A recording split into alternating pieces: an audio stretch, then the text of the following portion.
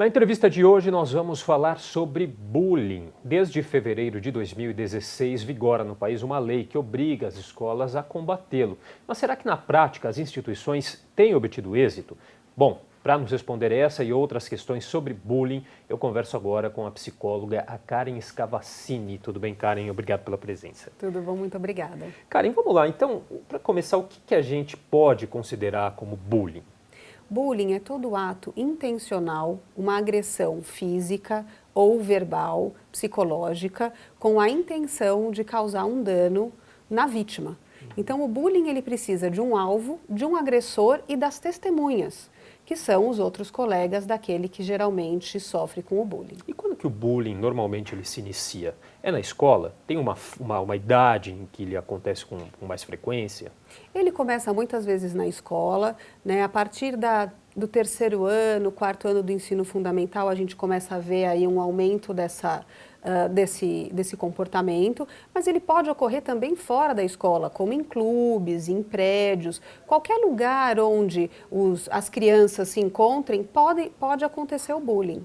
E aí persiste por um bom tempo esse bullying, ou depois de um tempo ele, conforme a criança vai crescendo, ou ainda acontece na adolescência? Adolescência também, imagino? A adolescência também acontece. Então, o que vai mudar é se houve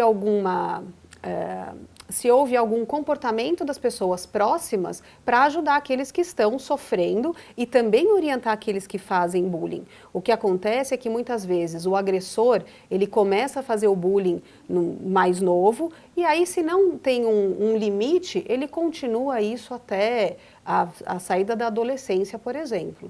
Agora, tem muita gente que diz e defende que o bullying é algo natural, que sempre aconteceu, vai continuar acontecendo. Como que a visão de especialistas como você encaram essa questão? Realmente é natural? Não? Quais as consequências do bullying?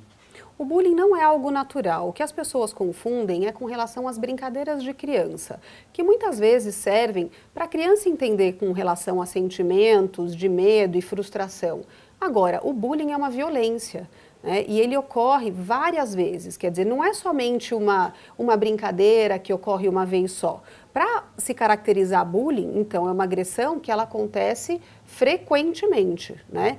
E com a intenção de fazer com que aquele passe por situações vexatórias, com que ele tenha problemas ou que ele se sinta menos perante aos outros. Agora, acho que é difícil, às vezes, diferenciar essa questão de uma brincadeira para o bullying, né? E as pessoas precisam ficar muito atentas. Sim. De quem que é essa responsabilidade? Pais, escola, professores, todos? É uma linha tênue da brincadeira para o bullying. O que muda realmente vai ser a intenção. Quem precisa ficar atento são todos aqueles que estão próximos a essas crianças e adolescentes. Não é só o papel da escola prevenir o bullying, em casa também. Então a gente sabe, através de alguns estudos, que o bullying acontece tanto para o agressor como para a vítima em famílias que não dão tanta atenção aos filhos, né? Então as famílias, quando elas dão mais atenção, quando elas estão mais presentes, conversando com essas crianças e adolescentes, a probabilidade de ocorrer um bullying diminui. E muitas famílias ficam muito preocupadas se seus filhos estão sofrendo bullying e não se eles estão fazendo bullying. Então precisa ter uma mudança na forma como todos encaram a situação. A criança também antes não tinha tanta voz. Hoje a criança fala, ela é levada mais em consideração. Então, quando ela sofre essa agressão por um período de tempo, algo precisa ser feito. Karen, essa criança ou adolescente apresenta sinais de que está sofrendo esse bullying? Como que professores, pais podem reparar a esses sinais? Sim, ele dá sinais. Então, se a criança começa a ter um declínio no rendimento escolar, se ele começa a não querer ir para algumas atividades da escola, se mostra ansioso, às vezes até começa a ter crises de pânico, está com medo de ir para a escola, não quer encontrar com certos amigos, não quer contar como foi o seu dia e não quer conversar sobre assuntos da escola, são sinais que a gente pode ficar atento. Agora, vale a pena a gente pensar também nos sinais do agressor. O agressor, muitas vezes, é uma criança que ela vai ser mais agressiva, que ela vai muito contra as regras e normas, vai ser desafiador dos pais, vai ser desafiador na escola. Então, em ambos os casos, a gente precisa ficar atento a esses sinais. E também os sinais das testemunhas, né? Então, quando uma família percebe que aquela criança muda muito do grupo, tem amigos que ela não quer encontrar de jeito nenhum e ela não quer conversar, por exemplo, com uma direção de escola, uma coordenação, pode significar que ela está testemunhando uma violência e até por medo de contar e virar uma vítima, ela fica quieta. Bom, a gente tem a lei, né, como a gente falou aqui no começo da entrevista, essa lei de 2016 que obriga as escolas a combater o bullying. Como que é essa lei? Fala um pouquinho pra gente. Ela tem obtido êxito, inclusive? Então, eu acho que essa lei é um grande avanço, porque ela mostra que o bullying é um problema de saúde pública que tem acontecido e ela faz com que as pessoas comecem a ter uma sensibilização e uma conscientização maior com relação ao problema. Ela traz também um pedido para que as escolas tenham uma cultura de paz, ou seja, que as escolas ensinem os alunos valores que possam trazer a paz dentro daquele ambiente.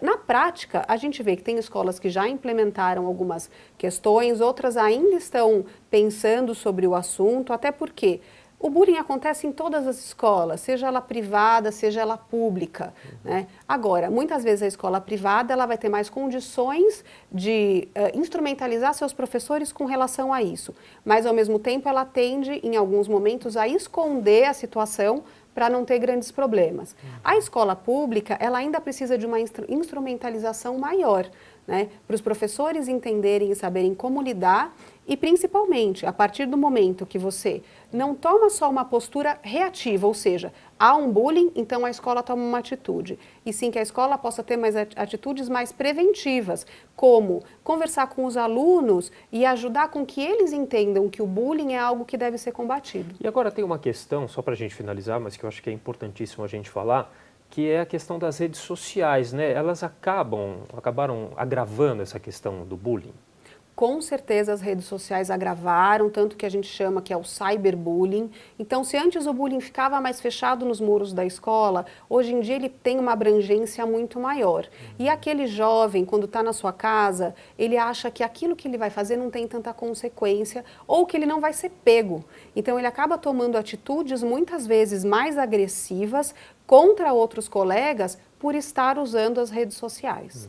Até com, às vezes, divulgação de fotos ou coisas assim. Sem dúvida. E uma vez que a foto entra na rede social, é muito difícil que a pessoa consiga tirar. Então, é um bullying que toma realmente uma proporção enorme. Não só nas redes sociais, como em grupos também. Grupos de escola, grupos de amigos, que acabam escolhendo um dos seus membros para ser aquele que vai sofrer com todas as agressões. Mas, por outro lado, também a rede social pode ser aí um grande caminho aí para propagar a paz, a cultura da paz, como a senhora bem falou, né? Com certeza. A rede social ela pode ser utilizada de uma forma muito benéfica, tanto para aqueles que querem dar os seus depoimentos e pedir ajuda, como para as escolas se unirem com outras escolas e juntas poderem entender de que forma elas podem combater o bullying. Tá certo. Eu queria agradecer então a participação da psicóloga Karen Scavacini, que conversou com a gente um pouquinho hoje sobre o bullying. Karen, muito obrigado pela participação. Eu que agradeço. Muito obrigada.